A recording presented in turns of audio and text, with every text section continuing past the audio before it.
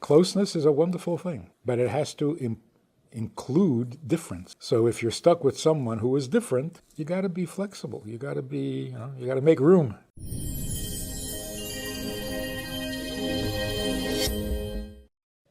Jews don't have a culture. We haven't been in one place long enough to develop a culture. So, when we live in Europe, we have European cultures, and we live in Asia, we have Asian culture, and we live in America, it's American culture. Not that we don't have foods and music that but it's not really a culture. So you're not going to find a unique culture, and you're not going to find a particularly religious community here.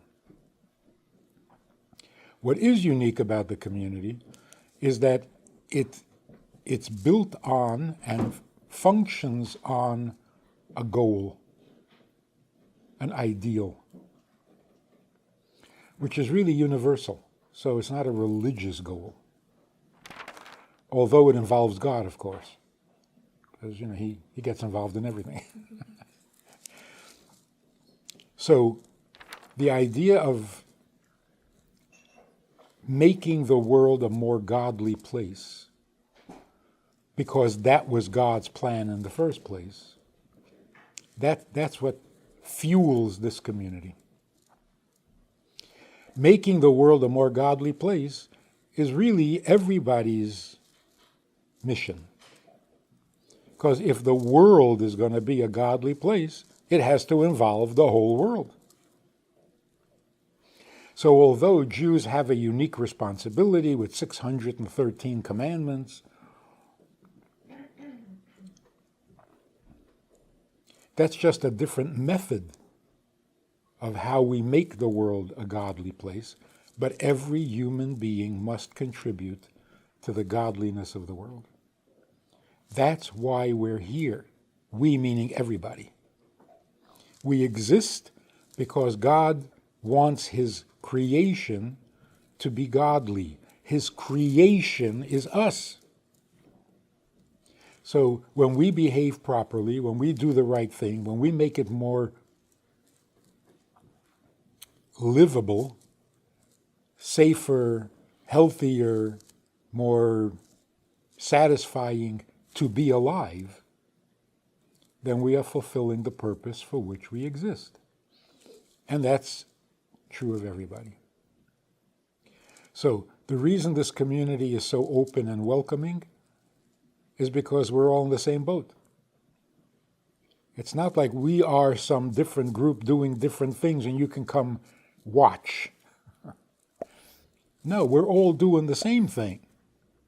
You want to know how we're doing it? I'll tell you how we're doing it. But you got to be doing it too. So, being in the same boat, of course you're welcome. Also, there's no tension. I think, oh, well, so what religion are you? Oh, well, we don't believe, we don't agree with that. There's none of that. It's beyond religion, it's beyond culture. It's the reason for which we exist. We were given a responsibility because we were there at Mount Sinai and heard what God wants. Now we have a responsibility to share that knowledge. But sharing the knowledge doesn't mean we're going to do it by ourselves. It means we can't do it by ourselves, otherwise we won't have to share the knowledge. So it unites the world in this global purpose, and it's not limited to any culture. Like in every culture, I'm sure, and in every society, there is a lot of closeness, which can be very pleasant and very painful. So family is family. You can't get away from it. You're stuck with it. So I was looking for a souvenir once during some travels. I went into a souvenir shop. And the only thing I found that was a little interesting was an embroidered pillow. It said on one side of the pillow, a couch pillow. It said on one side, "I'm smiling because you're my sister." On the other side it says, and I'm laughing because there's nothing you can do about it. So I bought it for my sister, right? So those are the two sides, you know. I'm smiling because I have a sister. And I'm laughing because I'm stuck with her. And she's stuck with me. So family is like that. You love it and you pay the price. Closeness is a wonderful thing. But it has to include difference.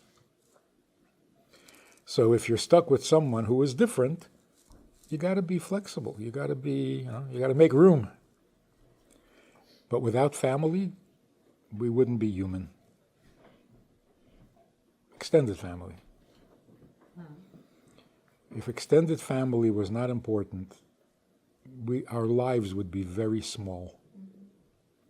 And it doesn't just stop with family, blood relatives. Your community, your congregation, your city, not this city, but most cities. It's the wider your acceptance, the more human you become, even though it sometimes involves pain, because there's disagreement and there's different interests and demands. But if you can't put up with that, then you can't really live. So it makes you a bigger person. One of the big issues, I mean huge, is male and female identities. The community here, like every observant community, makes a very strong separation between men and women. And for many years, people questioned that. Is it sexist? Is it discrimination? Is it? But now we see how important that separation is. Because, the Fiddler on the Roof songs, everybody from the play, Fiddler on the Roof? It's awesome. Yeah, it's pretty good, yeah. So there's a song there that says, tradition is what keeps us going, because the papa knows what a papa is, and the mama knows what a mama is, and the daughter knows what a daughter is, and the son knows what a son is. Today we don't know. In society today, we don't know. What's a man, what's a woman, what's a child, what's a parent? The definitions are gone. And the suffering that brings is dangerous. So in order for men to be healthy men and for women to be healthy women, there's got to be a clear definition. This message that children are getting in kindergarten, that there's no difference between men and women. How out of touch with reality can you get? How unhealthy. So now there's this pandemic of people uncomfortable with their gender. And it's tragic. So now we realize that the tradition is not so outlandish. It's true to life. It's real. It keeps you real. But like anything else, when you have an open society and an open community, everything finds its way in. Nobody is protected. So not only do we realize that the separation is healthy, we realize we got to make it even healthier. So there's a lot of talk about, the role of women and the role of men, which really, as long as we're on that subject, what is the role of women? There is no such thing. You can't give people roles unless you live in a dictatorship. Men were the hunters, right, in the olden days, and the women were the gatherers. Who made that rule? Who gave them their roles? Nobody gave it to them. Men were bigger and stronger, so they went and fought the dragons. And the women are the nurturers, so they nurtured. Nobody appointed roles. The difference between men and women is not something we decide. The difference is natural. And if you allow people to be natural, they will naturally find where they're strongest and where they're best. The trick is to not interfere with nature, because it's not nice to fool Mother Nature. So to actually strengthen the nature of men and the nature of women so that there can be family. Otherwise there won't be any. If you don't know what a papa is, you don't become a papa. And if you don't know what a mama is, you don't become a mama. You become confused. And then what are the kids going to do? Be doubly confused. So it turns out that it's really very healthy for little girls to find out what it is to be a girl before they find out what it is to be a boy. No? That makes sense? So that's one of the issues that we need to talk about more, even in our community where there is a separation. Everybody knows that this world was created, right? It didn't always exist. There was a time when there was no world, and then there was a world. If the world did not always exist, then someone created it. Some people feel that it was created, but not by a someone, by a something. Right? The scientists are saying the world was created by something, not by someone. Bottom line is, we all agree that there was a creator. The question is, a creator that thinks or a creator that just explodes? Just goes bang. So really the difference between science and religion, which shouldn't even exist, is the difference in what you think the creator is. A someone or a something. Makes a lot more sense that the creator is a someone, because it explains much more than the theory of evolution. Like, for example, why? There was a Big Bang, why? Like for an eternity there was no Big Bang, and all of a sudden there was a Big Bang. Why? There's never going to be an answer to that. So it makes more sense to say God wanted something, the Creator created the world because he wanted something. Why else does anybody do anything? You don't build a car if you don't want anything. You certainly don't build a universe if you don't want anything. So the real question in life, the ultimate question in life is, whoever created me, what does he want? That's called a conscience. People without a conscience are sociopaths. A human being has a conscience. And what does a conscience mean? It means I realize I am in someone else's world. What am I supposed to do? Am I behaving correctly or incorrectly? That's a conscience. Anyone without that sense is an irresponsible, dangerous person. Anyone who doesn't ask, why am I here, is not thinking. So all human beings have always asked the question, why am I here? What is the purpose? How do you know there is a purpose? Everybody wants to know what the purpose is. Who says there's a purpose? Our conscience tells us that there's a purpose. And then we feel a little obligated to do whatever that purpose is. So we want to know. That's really what Judaism is. Not a religion, a purpose. God came down to Mount Sinai 3,300 years ago and said, let me tell you my purpose. That doesn't make you religious. That just makes you knowledgeable.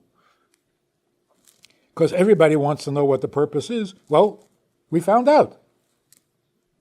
So Judaism was never meant to be a religion. It was never called a religion. You look through the entire Bible, the 5 books of Moses, the word religion doesn't exist. There was no word for it. When religions began, Christianity, Islam, others, now all of a sudden Judaism was, the other religion. No, we never were a religion. Because a religion separates you from others. But what God said at Mount Sinai is universal. It doesn't separate us. It obligates us to deliver the message. So, what is the purpose? Means, what is God's purpose? What was he thinking when he created the world? Do we need to know this? Yeah, if you want to make sense of life. So we keep asking, why are we here? And then we shrug our shoulders and say, who knows? We'll never know. That's painful. So we start making up purposes, and then we end up having wars. Because my purpose, your purpose. What is God's purpose? Very, very romantically stated. There was just God. There was nothing else. The universe did not exist. If I was God, I would have kept it that way. I'm the only thing. Everything's fine. There's no conflict. There's no tensions. Great. What's wrong with that? Have the whole world to myself.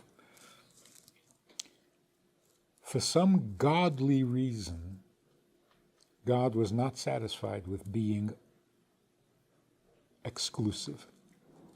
Only him. He said, no, this is not good. I don't want to be the only thing. I want to be the one thing, which includes everything.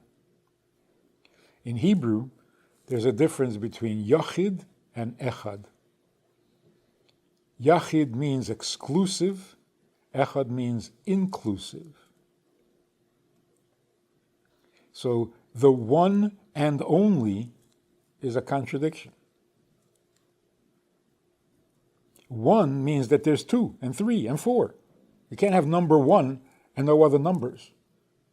So one means united, one world instead of a splintered world. Only means no world, just me. So you don't want to be the one and only. You want to be one with the world. You don't want to be only. Because only is lonely. So why did God create the world? Because he doesn't want to be without anyone else. He wants to be with everyone else.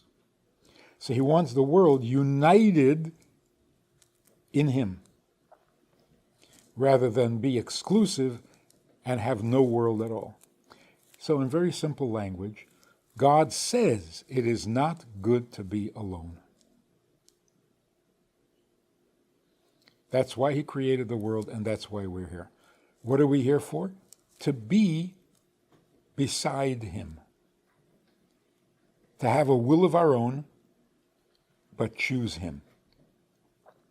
That's called united. That's like a marriage. Man and woman, very different personalities, very different needs, but there for each other. United, not only despite their differences, but including their differences. So we're here to make the world a godly world, meaning our own will, our own choice, our own understanding, consistent with God. If you enjoyed this conversation or this topic, and you're looking for more information, or you want to hear it again from another angle, there's a way to do that. And that is in this book. It's all there. Order it from Amazon. You can read it, reread it, and share it. I want to invite you to join us as VIPs, partners in our work, and join us also for a personal chat with other members of the VIP club. We talk about many things. There's an opportunity to ask, to respond, to make a comment, to meet the other supporters. And together we can really make a difference in Jewish life and in life in general. So join us. It's goodtoknow.org. Log in, call, make contact, and join us with the VIPs.